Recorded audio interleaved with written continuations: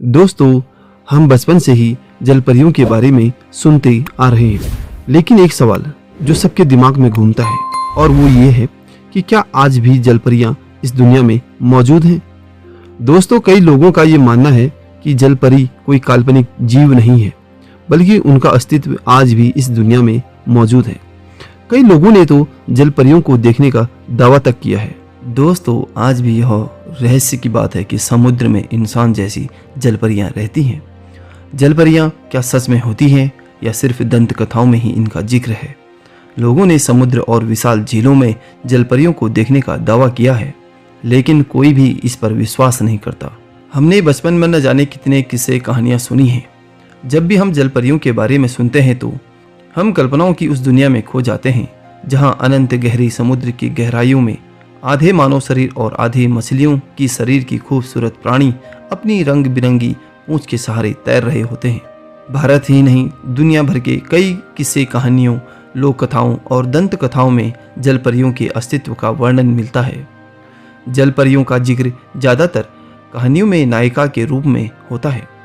यह कहानियाँ अक्सर ज़्यादातर प्रेम, परोपकार और मनुष्य को वरदान देने से जुड़ी होती हैं। इसके प्रति हमारी उत्सुकता ने हमें कई बार कल्पना की दुनिया में हमें इससे मिलवाया है। क्या जलपरियां हमारी कल्पनाओं में रहती हैं? क्या वास्तविक जीवन में इनका कोई अस्तित्व नहीं है? आज हम इन्हीं सवालों के जवाब ढूंढने की कोशिश करेंगे। जलपरी, जिसे अंग्रेजी में मरमेड कहा जाता है, अगर हम इसके वजूद की बात करें तो सबसे बड़ा सवाल खड़ा होता है इसके सबूत की।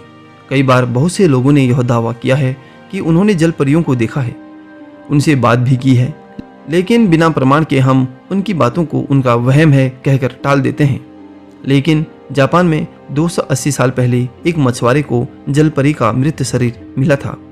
उसके जाल में वह रहस्यमयी समुद्री जीव पकड़ में आई थी, लेकिन इससे पहले वह दुनिया के सामने आती, लोगों ने उस मरी हुई जलपरी के मांस और चमड़ी को नोच नोच कर खा गए, क्योंकि जापानी दंत कथाओं में जलपरी के मांस खाने से अमरता मिलती है, ऐसा उल्लेख है। ये बात साल 1736 से 1741 के बीच की है।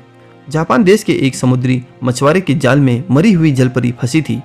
मछली का शरीर तो बचा नहीं, लेकिन उसके कंकाल आज भी जापान के अस्कुची टेम्पल में सुरक्षित रखा हुआ है। इस अजीब से दिखने वाली समुद्री जानवर का शरीर किसी आधे इंसान और आधी मछली जैसा है, और इसका चेहरा हूबहू किसी इंसान जैसा ही है।